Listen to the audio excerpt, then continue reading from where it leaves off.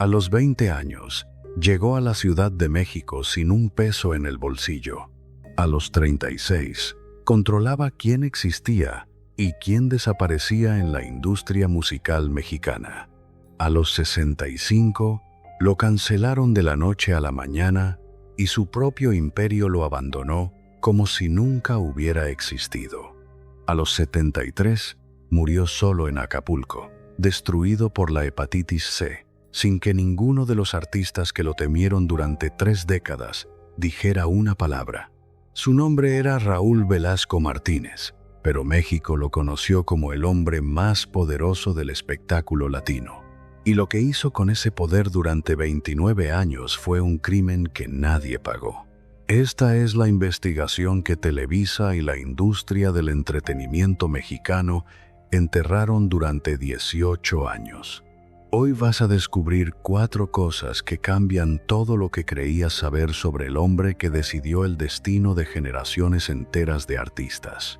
Primero, las palabras exactas que Raúl Velasco le dijo a Fernando Villares en vivo, frente a millones de televidentes, el 17 de enero de 1982.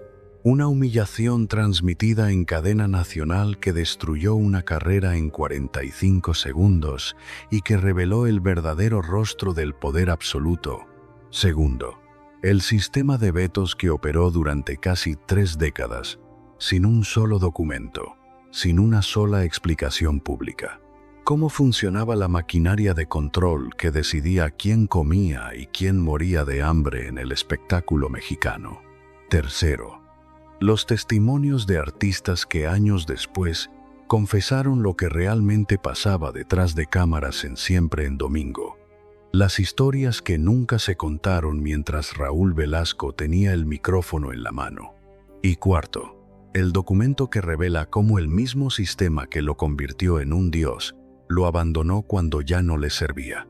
La cancelación que nadie vio venir y el silencio devastador que lo acompañó hasta su muerte en noviembre de 2006.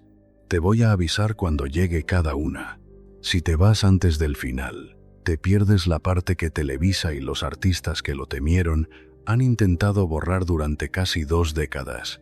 Pero antes de contarte cómo destruyó carreras y cómo lo destruyeron a él, necesitas entender cómo nació, porque el hombre que aterrorizó a la industria del espectáculo mexicano durante 3 décadas no nació con poder.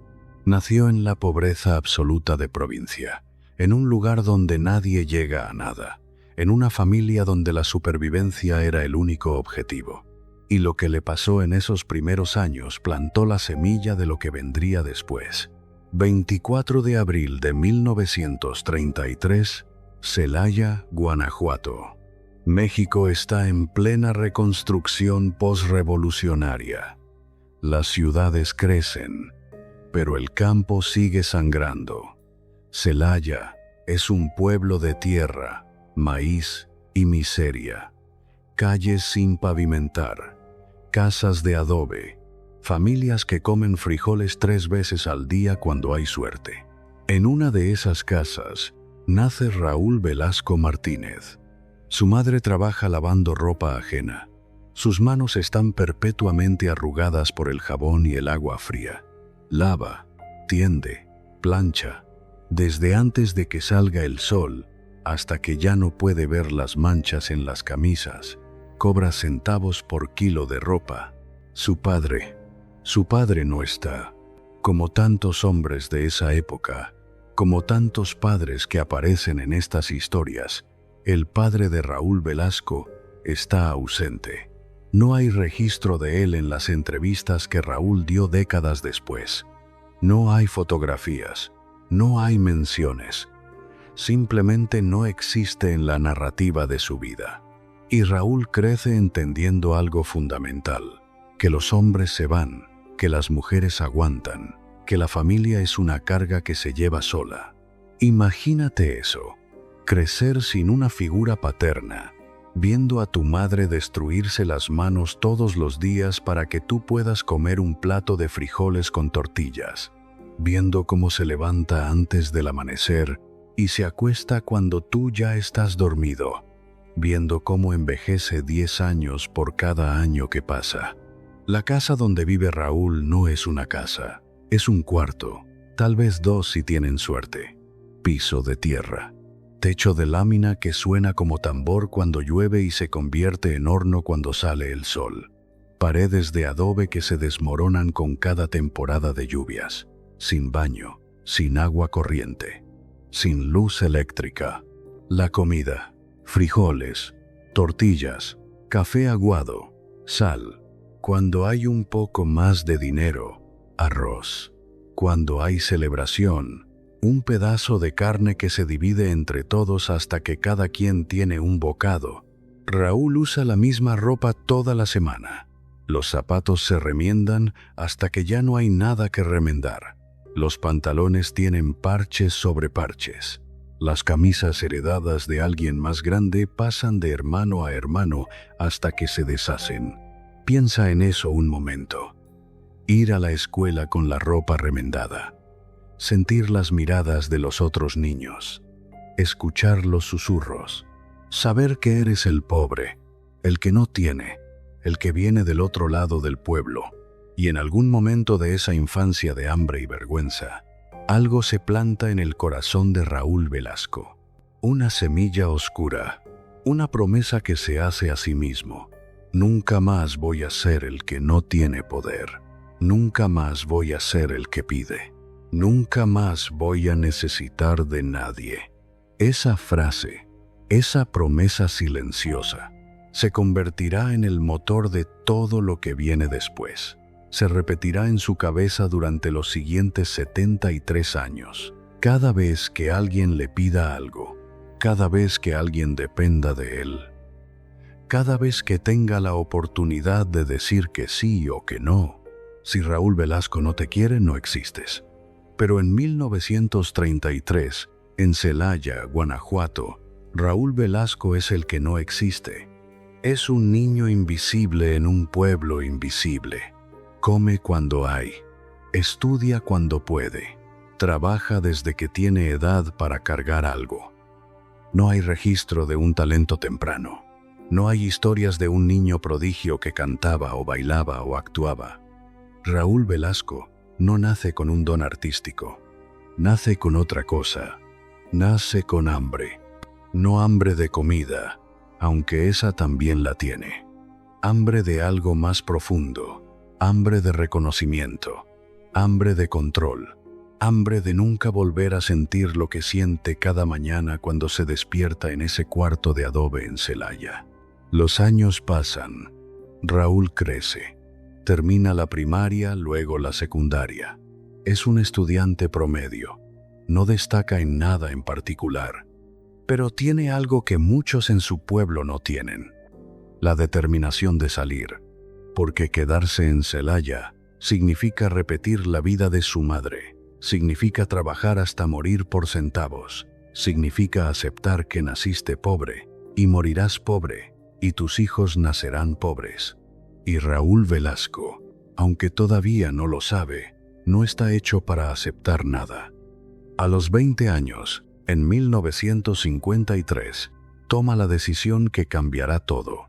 Agarra lo poco que tiene, mete sus 3 mudas de ropa en una maleta vieja, le dice adiós a su madre, sube a un autobús y se va a la Ciudad de México. 20 años, sin contactos, sin dinero, sin un plan claro, solo con esa promesa martillándole en la cabeza. Nunca más voy a ser el que no tiene poder. Quizá tú también has sentido eso, esa necesidad desesperada de salir del lugar donde naciste, esa certeza de que, si te quedas, te ahogas, esa sensación de que tienes que irte o morirte tratando. Raúl Velasco llega a la Ciudad de México en 1953 con 20 años y 0 experiencia.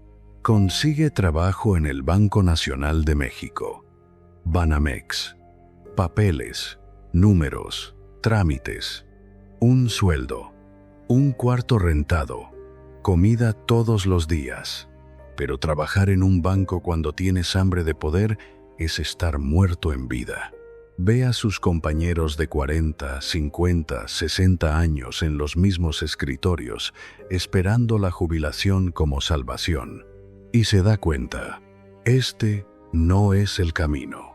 Empieza a explorar. Ve los teatros, los cines, las estaciones de radio. Ve a gente que tiene algo que él no tiene. Acceso, y descubre el entretenimiento. No como artista, como el que controla quién sube al escenario. Ese poder no envejece, ese poder crece. Deja Banamex, busca trabajo en medios, empieza desde abajo. Durante los años 60, trabaja en radio y televisión. Aprende cómo funciona la industria desde adentro y aprende la lección más importante. En el entretenimiento mexicano, el poder no está en el talento, está en el acceso. Nunca más voy a ser el que no tiene poder. Y en 1969, a los 36 años, finalmente consigue lo que vino a buscar. Le ofrecen conducir un programa de variedades los domingos en Televisa. Siempre en domingo. Nadie imagina que ese programa se convertirá en el Tribunal Supremo del Espectáculo Latino durante 3 décadas. A los 36 años, Raúl Velasco recibe una llamada que cambiará su vida, y la de millones de artistas que ni siquiera han nacido todavía. Televisa necesita un conductor para un programa de variedades dominical. Algo ligero, algo familiar, música, entrevistas, concursos, nada revolucionario. Solo entretenimiento para las familias mexicanas que se reúnen frente al televisor después de misa. Le ofrecen el puesto. Raúl acepta sin pensarlo 2 veces, porque él sabe algo que los ejecutivos de Televisa no saben todavía. Este no es solo un programa de entretenimiento, es una plataforma, y las plataformas, en las manos correctas, se convierten en imperios.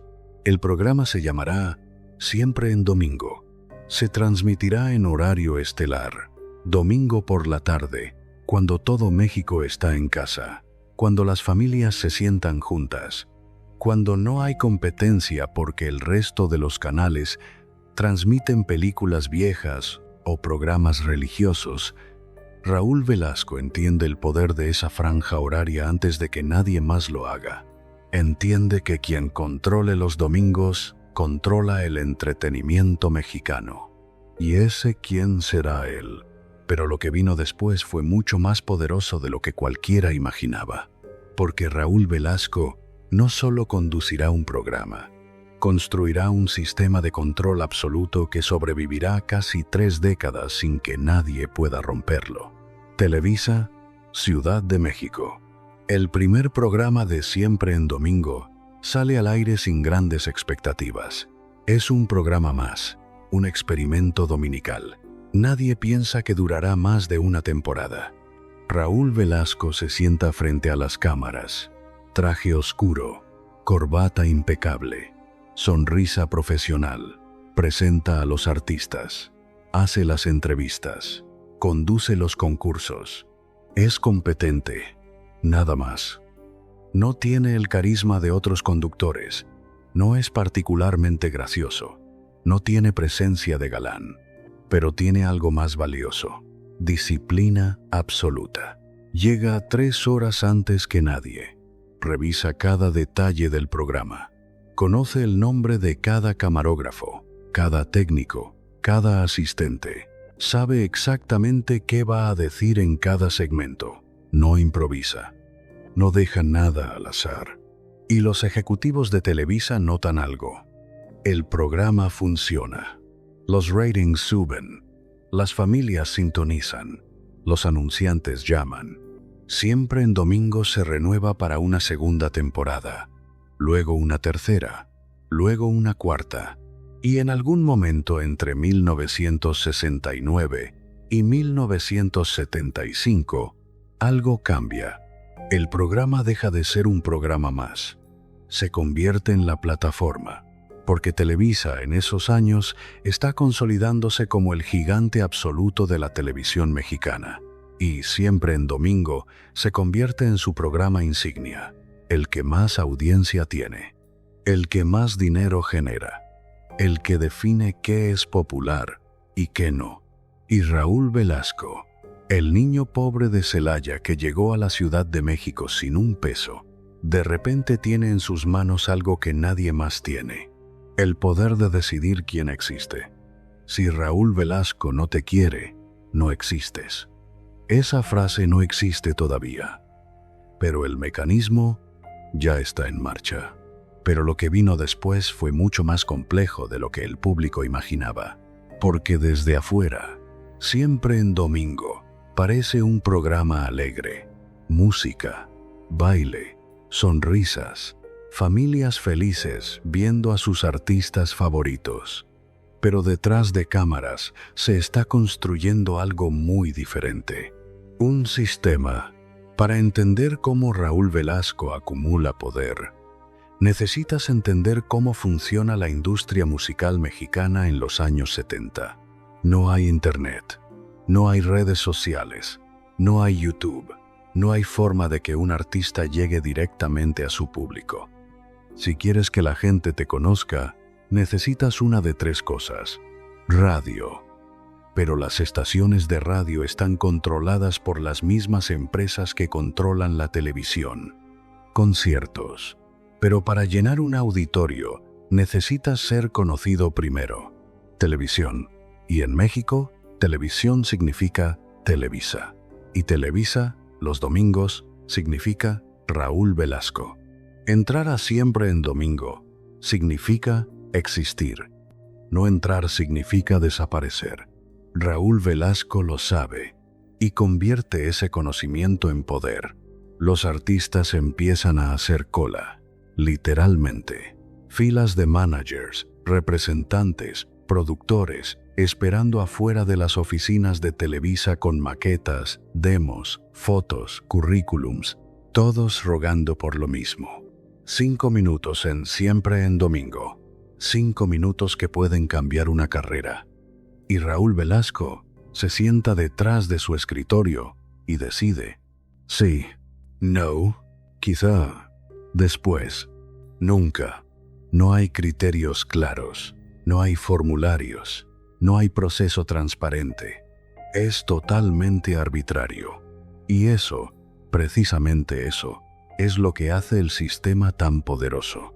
Porque cuando las reglas son claras, puedes planear, puedes trabajar para cumplirlas, puedes apelar si te rechazan.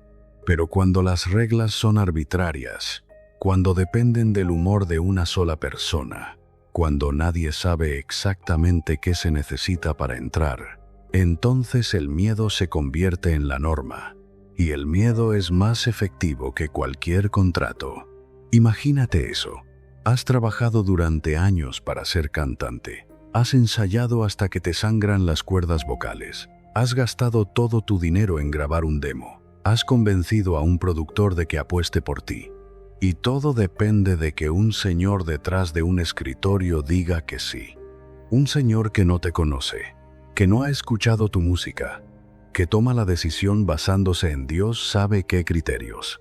Miles de artistas lo vivieron durante casi 30 años, mediados de los años 70. Siempre en Domingo lleva casi una década al aire. Y algo queda claro para toda la industria. Lo que Raúl Velasco toca se convierte en oro. Artistas desconocidos aparecen en el programa un domingo. El lunes sus discos están agotados en las tiendas. El martes están contratando giras. El miércoles son estrellas. El caso más emblemático: los artistas regionales. Cantantes de música ranchera, norteña, grupera, que vienen de pueblos que nadie en la Ciudad de México puede ubicar en un mapa. Gente que canta en palenques, en rodeos, en plazas de toros. Raúl Velasco los pone en Siempre en Domingo. Y de la noche a la mañana, esos artistas que cantaban para 100 personas en un palenque de Sinaloa están cantando para 20 millones de personas en todo México. Joan Sebastián, Vicente Fernández, Lucha Villa, los Bukis, Bronco. Todos pasan por Siempre en Domingo. Todos deben su fama nacional a esos 5, 10, 15 minutos que Raúl Velasco les dio. Y todos lo saben. Y Raúl Velasco también lo sabe. Y ahí está el mecanismo completo. Yo te di todo. Sin mí, sigues en el palenque. Sin mí, nadie sabe tu nombre. Nunca lo dice explícitamente. No hace falta. El mensaje está implícito en cada presentación, en cada entrevista, en cada mención. Si Raúl Velasco no te quiere, no existes. Y si existes, es porque él lo permitió.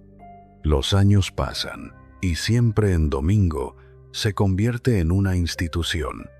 Entre 1970 y 1987, el programa alcanza números que ningún otro programa de televisión mexicana ha igualado. 25 millones de espectadores solo en México. Más de 100 millones en toda América Latina. Transmisiones en Argentina, Colombia, Venezuela, Chile.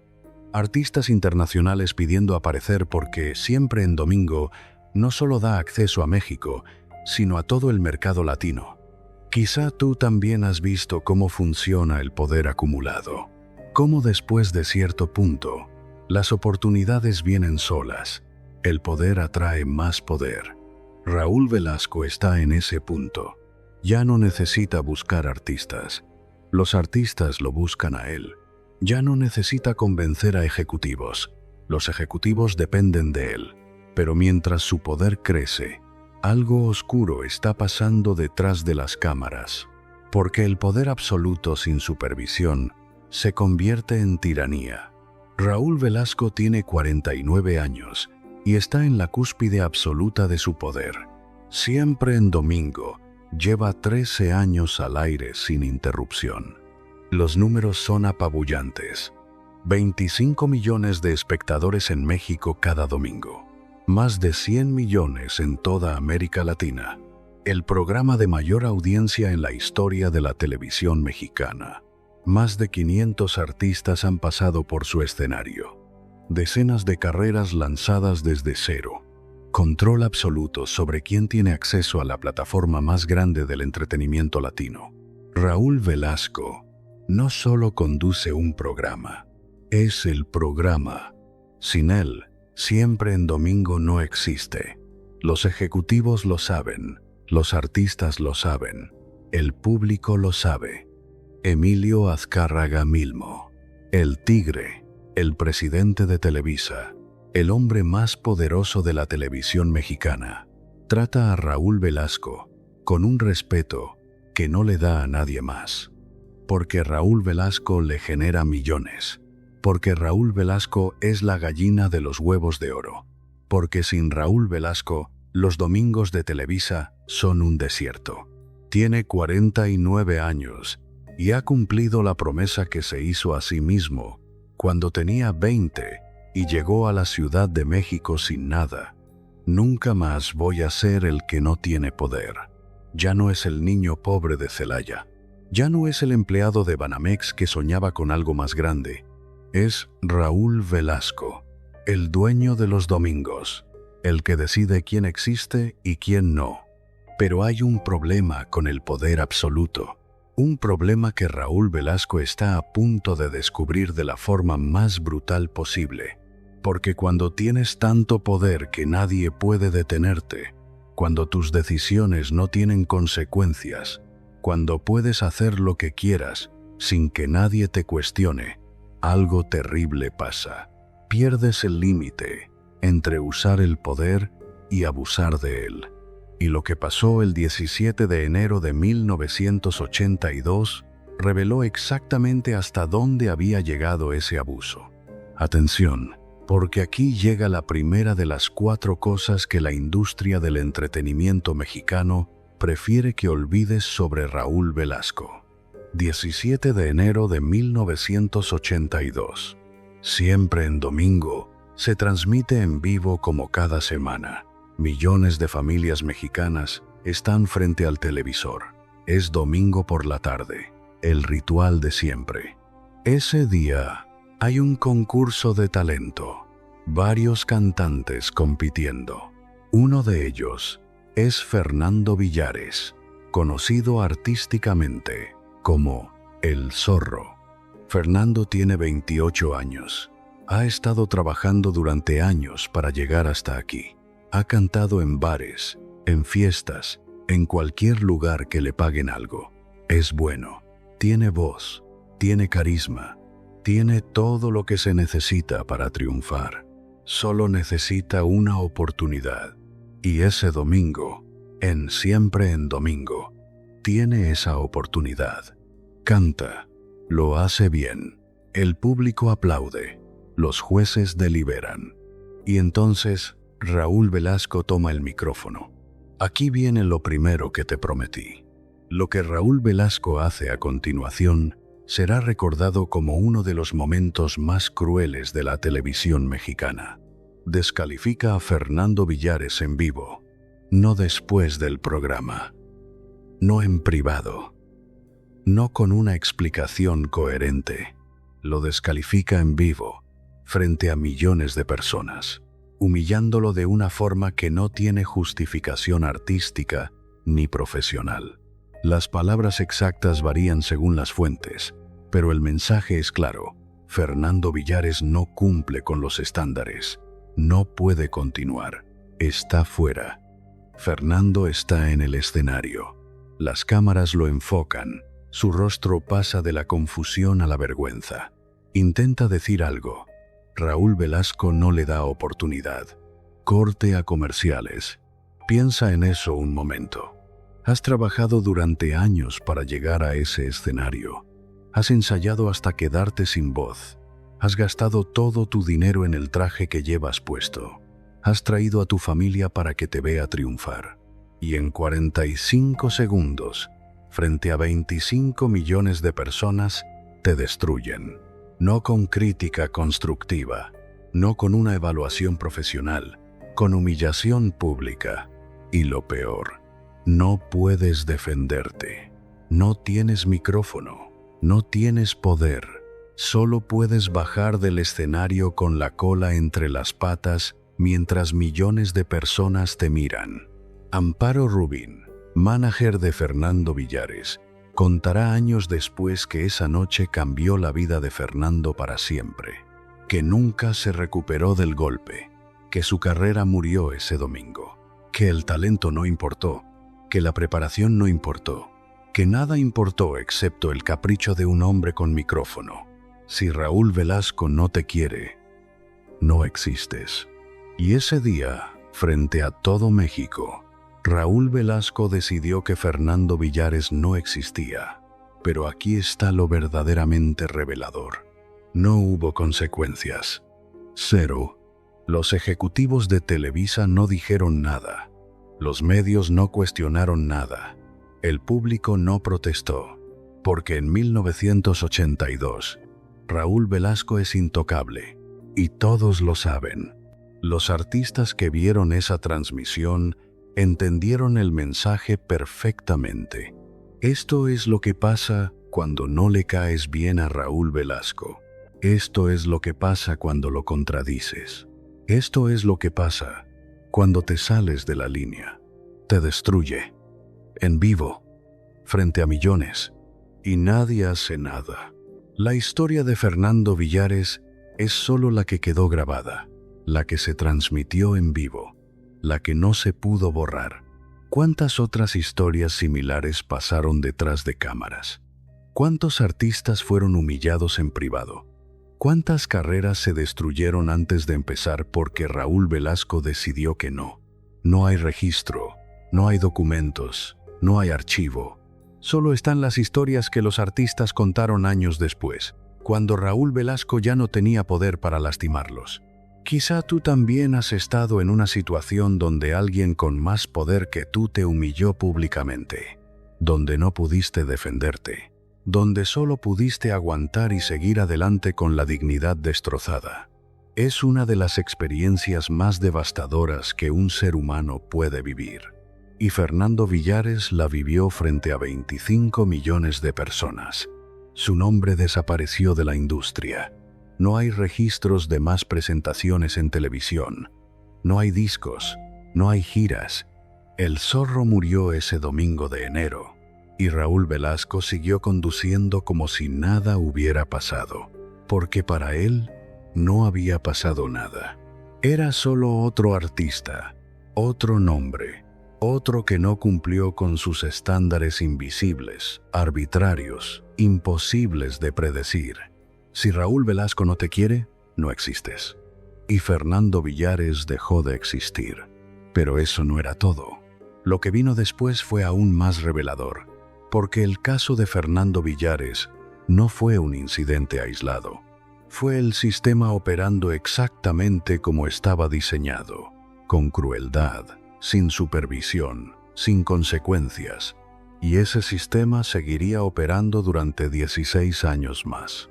Los días siguientes a esa transmisión, la industria musical mexicana procesó el mensaje. No hubo declaraciones públicas, no hubo comunicados de prensa, pero todos entendieron. Los managers empezaron a advertir a sus artistas: no contradigas a Raúl, no llegues tarde, no improvises, haz exactamente lo que te dice. Los productores empezaron a filtrar aún más quién podía siquiera intentar llegar a Siempre en Domingo. Mejor no arriesgarse a que Raúl se enoje. Y los artistas aprendieron a tener miedo. No miedo escénico, miedo real. Miedo a ser destruidos frente a millones. Porque el poder de Raúl Velasco no estaba en lo que hacía cuando las cosas salían bien. Estaba en lo que hacía cuando decidía castigar a alguien. Y el castigo no era privado, no era discreto, no era una llamada telefónica diciendo: lo siento, no funcionó. El castigo era público, era humillante, era diseñado para que todos lo vieran y entendieran. Esto te puede pasar a ti. Isabel Ascurán, del grupo Pandora, contaría años después en entrevistas que trabajar con Raúl Velasco era caminar en hielo delgado constantemente, que nunca sabías qué lo haría enojar, que las reglas cambiaban según su humor, que podías hacer todo perfecto y aún así ser castigada si ese día él decidía que no le caías bien. Lupe Esparza, vocalista de Bronco, diría en una entrevista en 2015: Raúl Velasco nos abrió puertas, pero también teníamos que hacer todo como él decía. No había espacio para decir que no. No había espacio para decir que no. Esa frase resume todo el sistema. Porque cuando dependes completamente de una sola plataforma, cuando esa plataforma está controlada por una sola persona, cuando esa persona tiene poder absoluto sin supervisión, entonces el no deja de existir. Solo existe el sí o la desaparición. Fernando Villares eligió algo que Raúl interpretó como desafío y desapareció. La revelación aquí no es solo lo que le pasó a Fernando Villares. La revelación es que ese era el sistema funcionando normalmente. Que no fue un error, no fue un mal día, no fue un accidente. Fue el poder absoluto operando exactamente como opera siempre, sin límites, sin consecuencias, sin nadie que pueda detenerlo. Y todos lo sabían. Televisa lo sabía. Los artistas lo sabían. El público lo sabía. Y nadie hizo nada. Porque ¿quién iba a detener al hombre que generaba los ratings más altos de la televisión mexicana? ¿Quién iba a cuestionar al que llenaba las arcas de Televisa cada domingo? ¿Quién iba a arriesgarse a enfrentar al que podía destruir carreras con una frase? Nadie. Absolutamente nadie. Y Raúl Velasco lo sabía. Y ese conocimiento lo hizo aún más poderoso. Porque el miedo es el mejor mecanismo de control que existe. Y después del 17 de enero de 1982, todos en la industria musical mexicana tenían miedo. Pero el control de Raúl Velasco no se limitaba a humillaciones públicas. Había algo mucho más sistemático operando detrás de cámaras. Aquí viene lo segundo que te prometí. Kate del Castillo, 2019, documental público. Sus palabras exactas. Me invitaban a entretener a ejecutivos. Si decías que no, había consecuencias profesionales. Entretener a ejecutivos. No lo dijo en secreto, lo dijo en cámara, en un documental que millones vieron, y no fue la única. Alejandra Ábalos confirmó públicamente que existía un sistema de invitaciones especiales para actrices jóvenes. Dijo que había precios específicos, hasta $1.000.000 en los años 80. $1.000.000. Piensa en eso. $1.000.000 era más de lo que la mayoría de las actrices ganaban en un año entero. Marisol Santa Cruz lo llamó diferente: invitaciones para ser dama de compañía. El favoritismo laboral estaba directamente relacionado. Dama de compañía. Y la frase más devastadora: el favoritismo laboral estaba directamente relacionado. Eso significa que, si participabas, conseguías mejores papeles, más apariciones en Siempre en Domingo. Si no participabas, te quedabas invisible.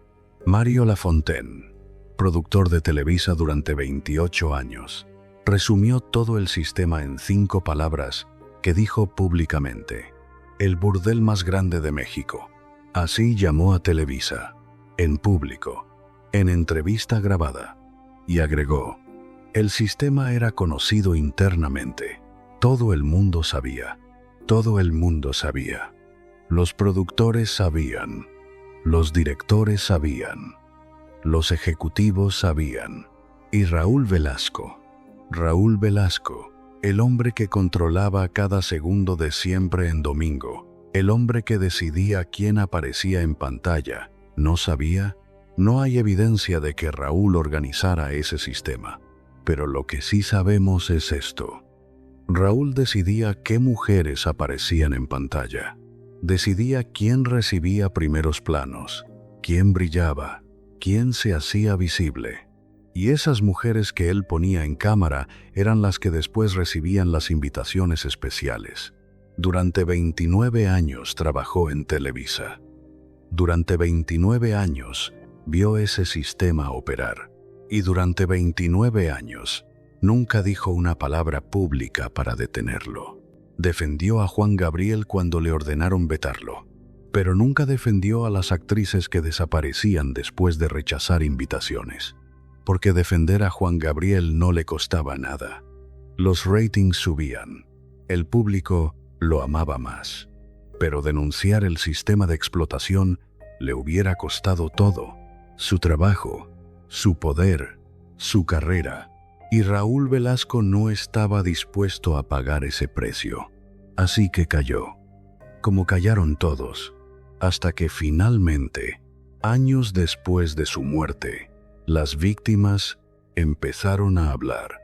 Y el mundo descubrió que Siempre en Domingo no era solo entretenimiento familiar, era parte de algo mucho más oscuro. Pero antes de contarte cómo terminó todo esto, necesitas saber lo que pasaba cuando Raúl Velasco decidía usar su poder directamente. Porque lo que te voy a contar ahora no son rumores. Son escenas transmitidas en vivo, con testigos, con fechas exactas. Aquí viene lo tercero que te prometí. Finales de los años 80. Juan Gabriel es el artista más grande de México. Sus discos venden millones. Sus conciertos llenan estadios. Y Siempre en Domingo es su casa. Pero hay un problema. Emilio Azcárraga Milmo, el Tigre, el dueño absoluto de Televisa, no quiere a Juan Gabriel en su televisora. La razón: su comportamiento, su forma de moverse, su expresión. El Tigre no lo dice directamente, pero todos en Televisa entienden perfectamente qué le molesta de Juan Gabriel. Y le da una orden directa a Raúl Velasco: sácalo del programa. Raúl Velasco recibe la orden. Escucha al hombre más poderoso de México. sabe perfectamente lo que le están pidiendo: vetar al artista más importante del país. Y Raúl tiene que decidir: obedecer, como ha obedecido durante 20 años, o hacer algo que nunca ha hecho: desobedecer. Y entonces pasa algo que nadie esperaba. Un domingo, en vivo, frente a 40 millones de mexicanos, Raúl Velasco dice estas 7 palabras: en Siempre en Domingo no programo sexos, programo talentos. 7 palabras que son una defensa pública de Juan Gabriel. 7 palabras que desafían directamente al dueño de Televisa. 7 palabras que le están diciendo a El Tigre, en vivo, frente a todo México: no voy a obedecer esta orden. Juan Gabriel siguió en el programa durante años, y cuando finalmente dejó de aparecer, no fue por orden de Raúl, fue decisión del propio Juan Gabriel. Y cuando le preguntaron por qué, Juan Gabriel dijo públicamente: Televisa no me vetó, yo veté a Televisa. Pero aunque Raúl defendió a Juan Gabriel, algo se rompió ese día. La relación con el Tigre nunca fue la misma. Y cuando el Tigre murió en 1997, Raúl ya no tenía protector. Solo tenía enemigos y deudas y un legado de humillaciones a punto de volverse en su contra. Porque mientras defendía a Juan Gabriel en público, seguía permitiendo que otras cosas pasaran en privado. Y seguía usando su poder para humillar a quien quisiera. México cambia de piel. Hay nuevas caras, nuevos ritmos, nuevas niñas convertidas en ídolos. Thalía aparece como solista con el tipo de brillo que debería ser intocable. Pero la intocabilidad no existe cuando la cámara pertenece a otro. Velasco la mira y lanza una etiqueta que parece broma, pero que queda clavada como un alfiler. Corrientota. Una palabra. Una sola palabra que lo contiene todo: clase, desprecio, jerarquía. Thalía tenía 18 años, una adolescente, y el hombre más poderoso de la televisión mexicana la insultó frente a todo el país. Isabel Lascurain de Pandora estaba en un avión cuando Raúl Velasco se le acercó. Frente a todos los pasajeros, le dijo: si no bajas de peso, no vuelves a salir en televisión. En un avión, en público. Como si su cuerpo fuera algo que él tuviera derecho a juzgar. Tatiana tenía 22 años cuando Raúl Velasco le entregó públicamente, en vivo, una tarjeta de un nutriólogo, en televisión nacional, diciéndole sin palabras que estaba gorda, que su cuerpo no era aceptable.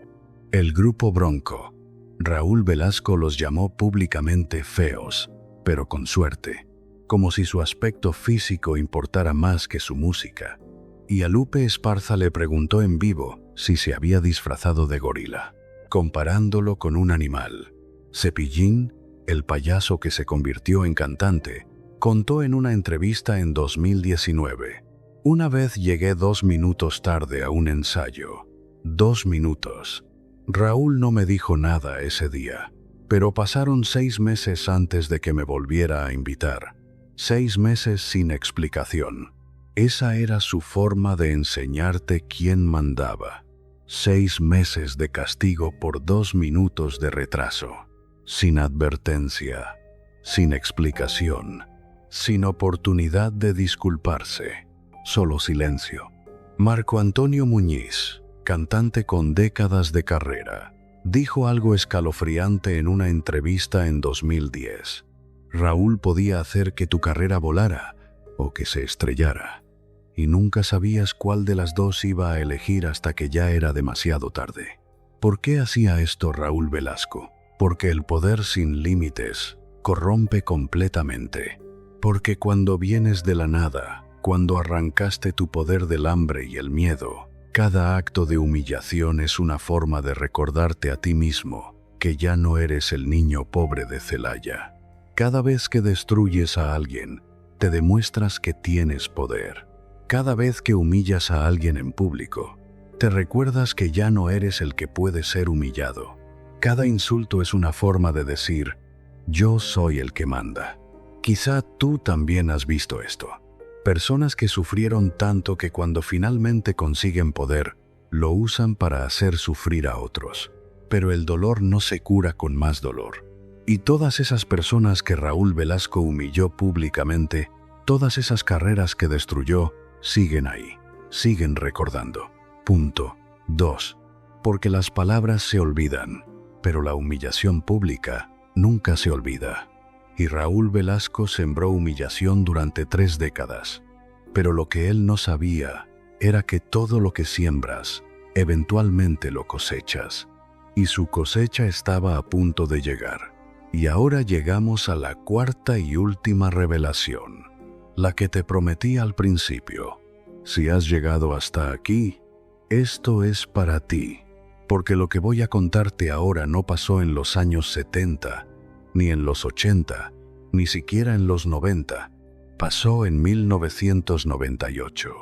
Y revela algo que nadie esperaba, que el poder de Raúl Velasco, ese poder que parecía indestructible, ese poder que había sobrevivido casi 30 años, tenía fecha de caducidad.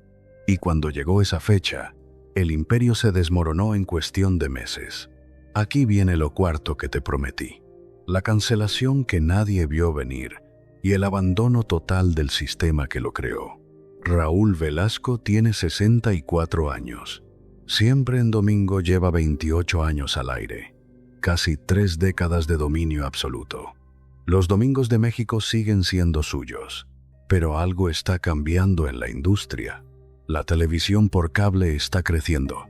MTV llega a América Latina. Canales de música, programas de competencia. El monopolio de Televisa empieza a mostrar grietas. Y algo más importante, los artistas están encontrando otros caminos. Internet está en sus primeras etapas, pero ya existe. Los CDs permiten distribución más democrática. Las radios independientes tienen más alcance. Siempre en domingo sigue siendo importante, pero ya no es el único camino. Y Raúl Velasco, acostumbrado a tener control absoluto, empieza a perder terreno. Pero el golpe real no viene de la competencia, viene de su propio cuerpo. A Raúl Velasco le diagnostican hepatitis C. La enfermedad avanza rápido, su hígado está fallando, los médicos le dan opciones, tratamiento agresivo, cambios radicales en su estilo de vida, retiro inmediato. Raúl Velasco rechaza retirarse, porque retirarse significa admitir que el poder se acabó, y él no está listo para eso. Sigue conduciendo siempre en domingo, mientras su salud se deteriora visiblemente. Pierde peso. Su piel toma un tono amarillento, su energía disminuye. Las cámaras empiezan a notarlo, el público empieza a notarlo, y los ejecutivos de Televisa empiezan a tener conversaciones privadas. ¿Cuánto tiempo más puede seguir? ¿Deberíamos buscar reemplazo? ¿Qué hacemos cuando ya no pueda continuar?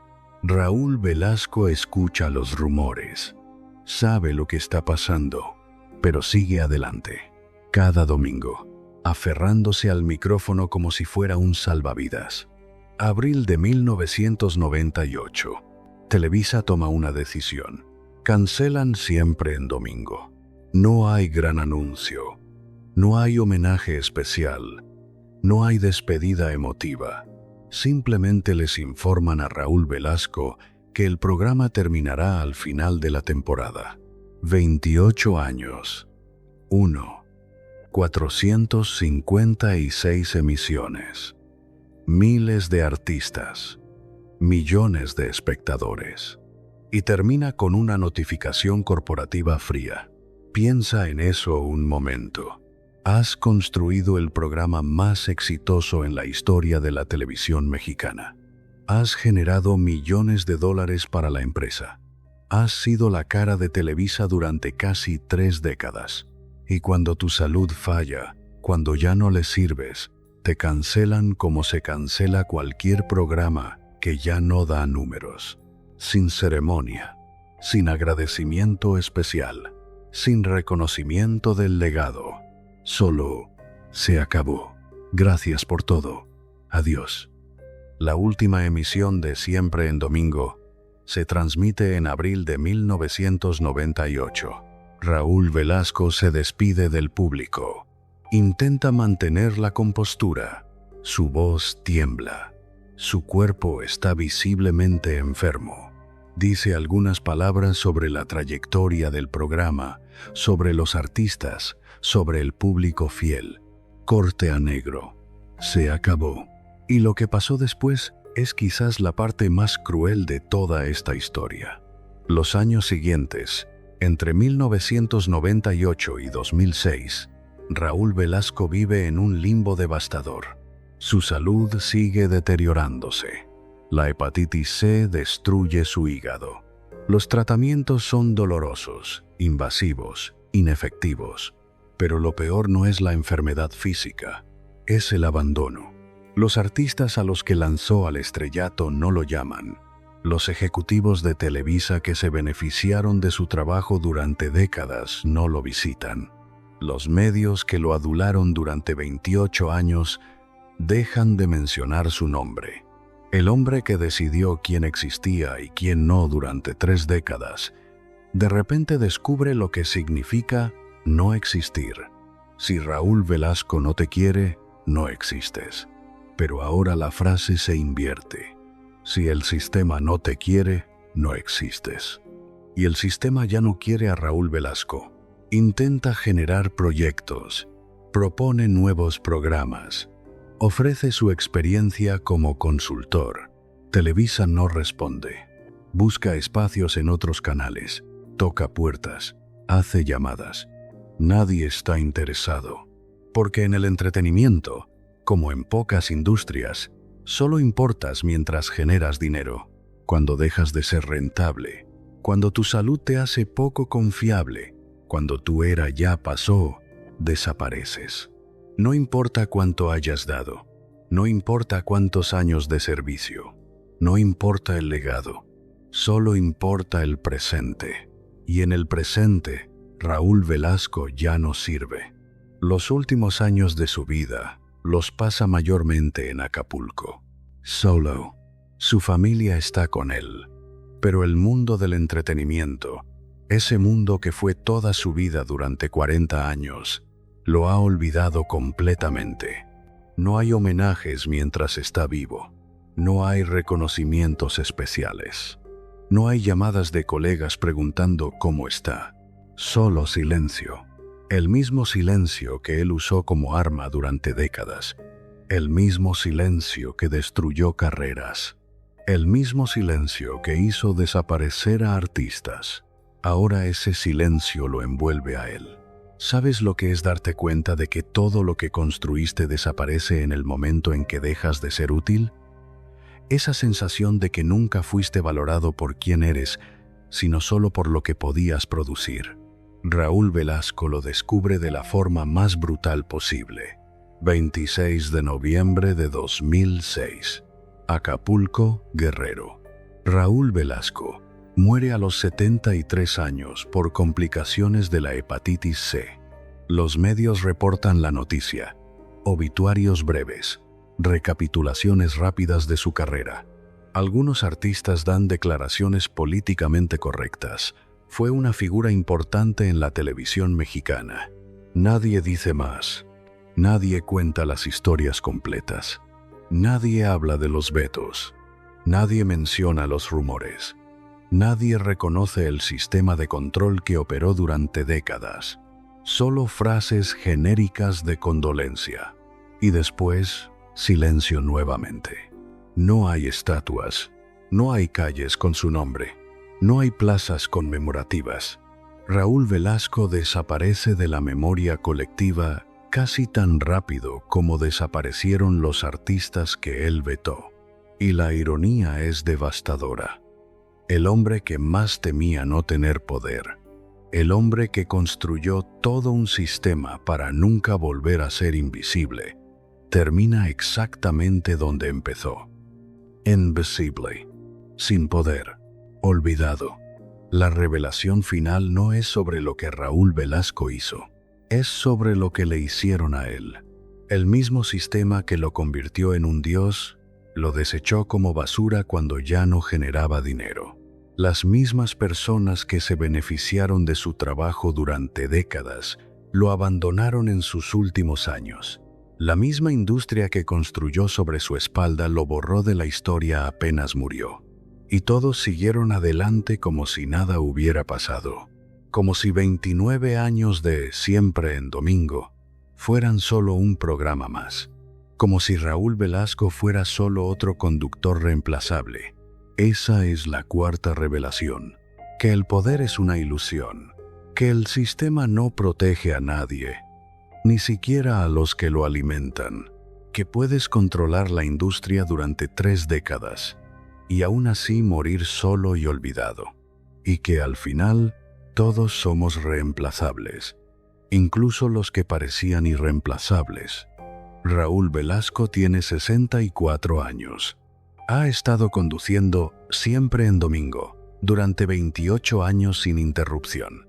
Ha sobrevivido cambios de gobierno, crisis económicas, terremotos, todo, pero no puede sobrevivir a lo que viene. Los síntomas empiezan sutilmente: cansancio extremo, pérdida de apetito, náuseas constantes. Al principio piensa que es estrés, el programa, las grabaciones, las presiones, pero el cansancio no se va, empeora. Su piel empieza a tomar un tono amarillento, sus ojos también. Ictericia, le dirán después los médicos. Va al hospital, le hacen análisis, esperan resultados. El diagnóstico llega como un martillazo. Hepatitis C. Su hígado está fallando. La enfermedad ha estado avanzando silenciosamente durante años, quizá décadas, destruyendo el órgano que filtra las toxinas de su sangre. Los doctores son claros: necesita tratamiento inmediato. Necesita cambios radicales en su estilo de vida. Necesita descanso. Y lo más importante, no puede seguir con el ritmo de trabajo que lleva. Raúl Velasco escucha todo esto sentado en una camilla de hospital y toma una decisión que sellará su destino. No va a renunciar, no va a retirarse, no va a soltar el micrófono, porque soltar el micrófono significa admitir que ya no tiene poder. Y admitir que ya no tiene poder significa convertirse en lo que más teme: el niño pobre de Celaya que no tiene nada. Nunca más voy a ser el que no tiene poder. Esa promesa sigue martillándole en la cabeza. Entonces, decide seguir adelante, conducir el programa, mantener el control, aferrarse al poder hasta el último momento posible, aunque su cuerpo se esté desmoronando. Los meses siguientes son una pesadilla visible en cámara. Raúl Velasco sigue conduciendo Siempre en Domingo, pero cada emisión es más difícil que la anterior. Pierde peso dramáticamente. Su traje le queda grande. Su rostro se hunde. Los maquillistas intentan cubrir el tono amarillento de su piel, pero las cámaras lo capturan de todas formas. Su energía disminuye. Las entrevistas que antes hacía con naturalidad ahora requieren esfuerzo visible. Su voz, que siempre fue firme y controlada, empieza a quebrarse. El público lo nota. Las cartas empiezan a llegar. ¿Qué le pasa a Raúl? Se ve muy mal. ¿Está enfermo? Televisa no da explicaciones públicas, pero internamente, las conversaciones están pasando. Los ejecutivos se reúnen. Los números están ahí. Los ratings de Siempre en Domingo siguen siendo buenos, pero ya no son extraordinarios. La competencia está creciendo. Los gustos del público están cambiando. Y Raúl Velasco, la cara del programa durante 28 años, está visiblemente enfermo. ¿Cuánto tiempo más puede seguir? ¿Deberíamos buscar reemplazo? ¿El programa puede sobrevivir sin él? Las preguntas circulan en las oficinas de Televisa mientras Raúl sigue conduciendo, aferrándose al programa como si fuera lo único que lo mantiene vivo. Y quizá lo es, porque para Raúl Velasco, Siempre en Domingo no es solo un trabajo, es su identidad completa. Es la prueba de que el niño pobre de Celaya llegó a la cima. Es el poder que prometió nunca volver a perder. Perder el programa es perder todo. Abril de 1998. Los ejecutivos de Televisa toman la decisión final. Llaman a Raúl Velasco a una reunión. Le informan que Siempre en Domingo terminará al final de la temporada. No hay discusión, no hay negociación, no hay espacio para apelar. La decisión está tomada.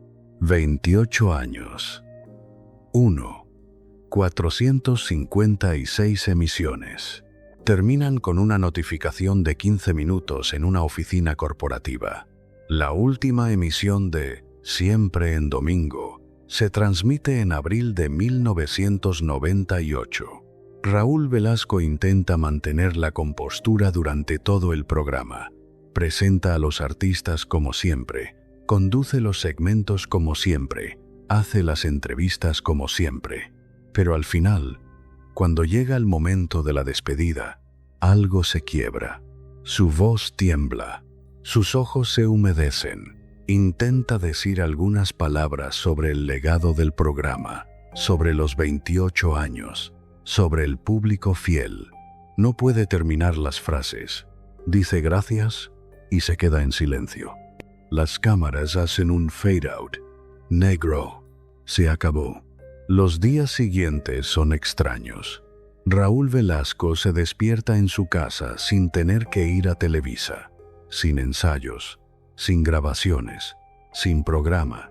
Por primera vez en 28 años, los domingos son solo domingos. No recibe llamadas de los ejecutivos. No recibe ofertas de otros proyectos.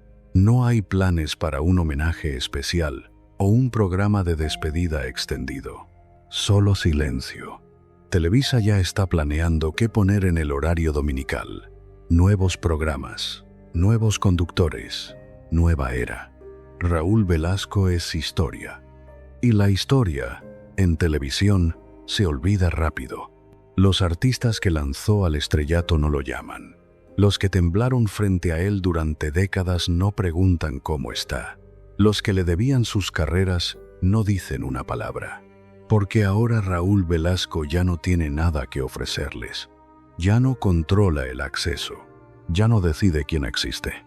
Ya no tiene poder. Si Raúl Velasco no te quiere, no existes. Pero ahora Raúl Velasco es el que no existe. Los años entre 1998 y 2006 son un descenso lento y doloroso. La hepatitis C sigue destruyendo su hígado. Los tratamientos son agresivos: quimioterapia, medicamentos experimentales, transfusiones. Nada funciona. Su cuerpo se deteriora mes tras mes. Pierde más peso. Su piel se vuelve más amarilla. Su energía desaparece casi por completo. Hay días que no puede levantarse de la cama. Hay semanas que no sale de su casa. Pero lo que lo destruye más que la enfermedad es el abandono. El hombre que fue adorado por millones, que recibió premios y reconocimientos, que tuvo a la industria completa a sus pies, ahora vive en un silencio absoluto. No hay llamadas de colegas. No hay visitas de ejecutivos de Televisa. No hay entrevistas en otros programas preguntando por su opinión sobre la industria actual. Simplemente dejó de importar. Intenta mantenerse relevante. Propone ideas para nuevos programas. Ofrece asesoría. Intenta usar los contactos que construyó durante 4 décadas.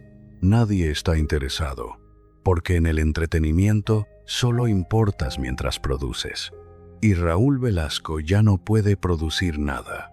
Se muda a Acapulco, lejos de la Ciudad de México, lejos de Televisa, lejos de todo lo que fue su vida durante 40 años. Pasa sus días en una casa frente al mar, viendo el océano, recordando lo que fue. El contraste es devastador. El hombre que controló la industria musical mexicana durante 3 décadas, ahora no controla ni su propio cuerpo. El hombre que decidió quién comía y quién no ahora apenas puede comer. El hombre que hizo desaparecer a cientos de artistas ahora es el que desapareció. Hoy, mientras escuchas esta historia, Raúl Velasco lleva 18 años muerto. Murió el 26 de noviembre de 2006 en Acapulco, Guerrero, a los 73 años, por complicaciones de la hepatitis C, que lo persiguió durante casi una década. Su funeral fue discreto. Familia cercana, algunos amigos, algunos colegas que sintieron la obligación de aparecer. Los artistas que lo temieron durante décadas enviaron condolencias genéricas. Televisa emitió un comunicado breve. Los medios reportaron la noticia y siguieron adelante. No hay estatuas de Raúl Velasco en Ciudad de México. No hay calles con su nombre. No hay plazas conmemorativas. No hay programas especiales recordando su legado. Siempre en domingo se recuerda como un fenómeno cultural, pero Raúl Velasco como persona ha sido borrado casi por completo. Y la ironía es brutal. Ya no puede cantar las canciones que lo hicieron famoso, porque nunca cantó. Ya no puede conducir el programa que construyó, porque está muerto. Ya no puede controlar a nadie, porque el poder se evaporó el día que Televisa decidió que ya no era rentable. Pero su legado sigue vivo de una forma retorcida. Cada vez que un ejecutivo de televisión abusa de su poder, cada vez que un productor veta a un artista sin explicación, cada vez que alguien con acceso a una plataforma decide quién merece ser visto y quién no. El sistema que Raúl Velasco perfeccionó sigue operando, solo cambió de nombre. Y esa, quizá, es la parte más triste de toda esta historia. Que Raúl Velasco murió, pero el monstruo que creó sigue vivo. Recapitulemos esta historia en números fríos. 1933. Nace en Celaya, Guanajuato, en pobreza absoluta. 1953. Llega a Ciudad de México sin nada. Descubre que el poder está en controlar el acceso. 1969. Comienza Siempre en Domingo y construye el sistema de control más absoluto del entretenimiento mexicano. 1982. Humilla públicamente a Fernando Villares, destruyendo su carrera en 45 segundos. 1997. Hepatitis C. Se niega a renunciar. 1998. Televisa cancela el programa. 28 años. 1. 456 emisiones. Es abandonado. 2006. Muere solo en Acapulco, olvidado por la industria que dominó. 0 reconocimiento después de su muerte. 0 consecuencias por los abusos. 0 justicia para los artistas vetados. ¿Es esto una maldición? No. Es el resultado inevitable de un sistema que permite poder absoluto sin supervisión, sin consecuencias, sin límites. La lección aquí no es que Raúl Velasco era un hombre malvado. La lección es más profunda y más incómoda. El poder absoluto no corrompe a personas malas, corrompe a cualquier persona.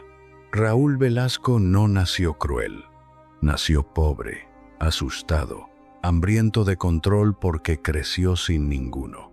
Llegó a la Ciudad de México con el sueño legítimo de salir de la pobreza, de construir algo, de nunca volver a ser invisible. Y lo logró. Construyó el programa más exitoso de la televisión mexicana. Lanzó carreras, creó entretenimiento que millones amaron. Pero en el camino, porque nadie lo detuvo, porque el sistema lo permitió, porque Televisa valoraba los ratings más que la ética, se convirtió en algo diferente. Se convirtió en un tirano. Raúl Velasco tenía todo lo que el mundo considera éxito.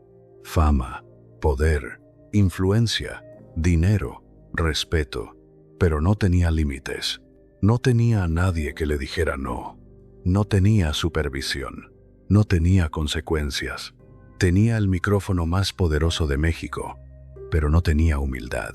Tenía el poder de crear estrellas, pero no tenía compasión. Tenía décadas de dominio, pero no tenía dignidad en la caída. ¿Por qué nadie lo detuvo durante 29 años? ¿Por qué Televisa permitió que una sola persona tuviera tanto control? ¿Por qué los artistas que sabían lo que pasaba nunca hablaron mientras él tenía poder? Las respuestas son incómodas, pero necesarias.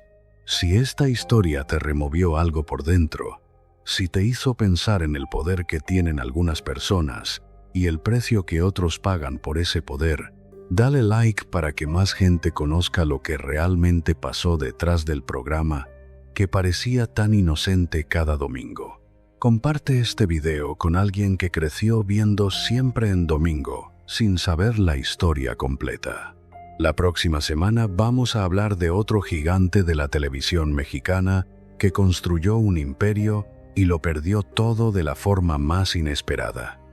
Alguien que tenía tanto poder que parecía intocable, hasta que descubrió que nadie es intocable. Nos vemos ahí.